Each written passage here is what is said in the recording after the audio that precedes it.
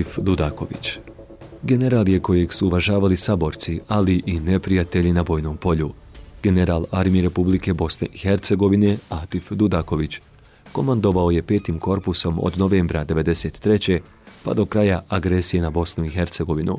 Nakon napuštanja Jugoslavenske narodne armije, Atif Dudaković dolazi u Bihać gdje je imenovan za načelnika štaba u opštinskoj teritorijalnoj odbrani Bihać. 19. jula 1992. formiranjem 2. muslimansko-hrvatske pješadijske brigade, kasnije 502. viteške brdske brigade, postaje njen prvi komandant. Na toj dužnosti ostaje do 1. novembra 1993. kada preuzima mjesto komandanta 5. korpusa Armije Republike Bosne i Hercegovine. Na tom položaju ostvaruje najveće uspjehe u svojoj vojničkoj karijeri gdje komandujući jedinicama 5. korpusa zauzima, oslobađa Veliku Kladušu, Islama, autonomnu pokrajinu Zapadna Bosna. Potom jedinice pod njegovom komandom razbijaju 1. krajiški korpus vojske RS-a i zauzimaju gradove Bosanski Petrovac, Ključ, Bosansku Krupu.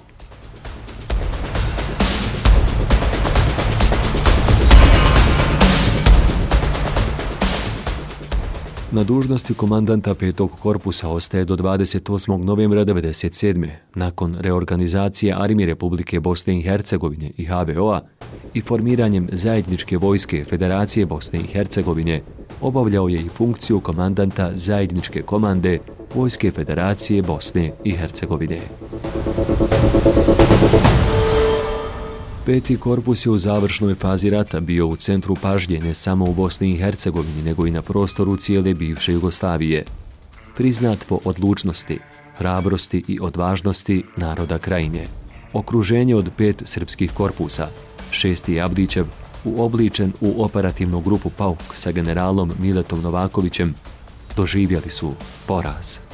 Narod Krajine sa svojim oružanim snagama demonstrirao je izdržljivost, odlučnost i hrabrost i na kraju je to rezultiralo apsolutnim porazom agresora. Neprekidno je u borbenom kontaktu bilo praktično 6 korpusa neprijateljske vojske sa 6 generala. Posebno je teško padao sukob sa izdajicama Fikreta Abdića, koji je uz srpsku podršku pokrenuo operaciju Pauk. Tokom jeseni u Slunju, u rejonu Gline, traje obuka pripadnika Abdićeve narodne odbrane, a operacija kreće 17. novembra 1994. Silna materijalna sredstva, silni oficiri i generali, koji su paradirali po Glini i Petrovoj gori, sanjali su o Bihaću. Iako je 31. decembra 1994. potpisano primirje, 5. korpus je svakodnevno napadan iz pravca Kladuše. U krajnjem ishodu, 5. korpus je u borbi protiv autonomaša i srpskih snaga sa prostora Hrvatske Krajine imao 1700 poginulih, dok su gubici od VRS-a iznosili 1300 poginulih. Ipak, operacija Pauk, kako je zamišljena, nije ostvarena. Kulminacija borbi bila je 23. jula 1995. koji se smatra najtežim danom za Bosansku Krajinu. Sve ih je porazila sila nebeska. 5. korpus je imao 8 brigada i ogromnu ratnu tehniku koju je zarobio padom autonomije. Kucnuo je momenat. Ili vojsku raspustiti, ili je upotrijebiti. Postavili smo sebi cilj, slobodna Bosna i Hercegovina. Ja sam tada mislio da ću se zaustaviti negdje na Drini, negdje oko Bijeljine, i sjećam se tih parola tada. Pošto Srbi imaju 4S, mi smo imali 4B. Bihać, Banja Luka, Brčko, Bijeljina.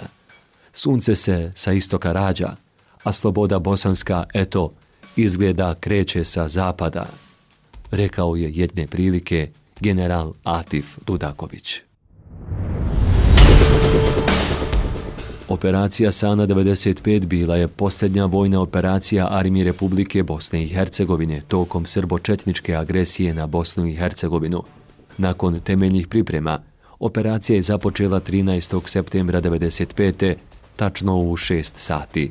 Već u 6:30 snage Armije Republike Bosne i Hercegovine probile su neprijateljsku liniju odbrane na nekoliko mjesta, a iza ponoći jedinice 502. viteške brigade ušle su u Bosanski Petrovac. Vi ste isto učestvovali u oslobađanju Bosanskog Petrovca? Da, i prvi smo ušli u Bosanski Petrovac. Kako je bilo? Ovo ide či. Tu pitajte ovim momka. Je li bilo od pružanja otpora četnika? O, jes na nekim mjestima.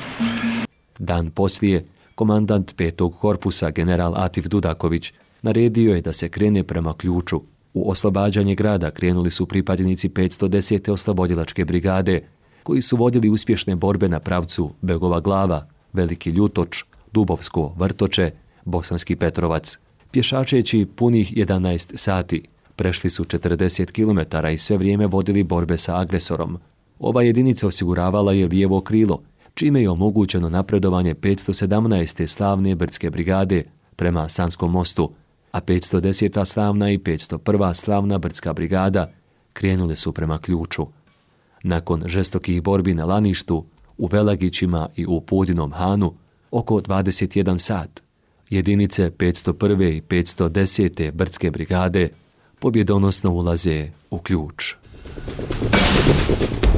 Već narednog dana u prvim jutarnjim satima 510. slavna brdska brigada krenula je prema Sanskom mostu. U Donjim Ramićima razbijena je Zvornička brigada, a žestoke borbe vođene su i u rejonu Krasulja, nakon čega je oslobođeno i Vrhpolje.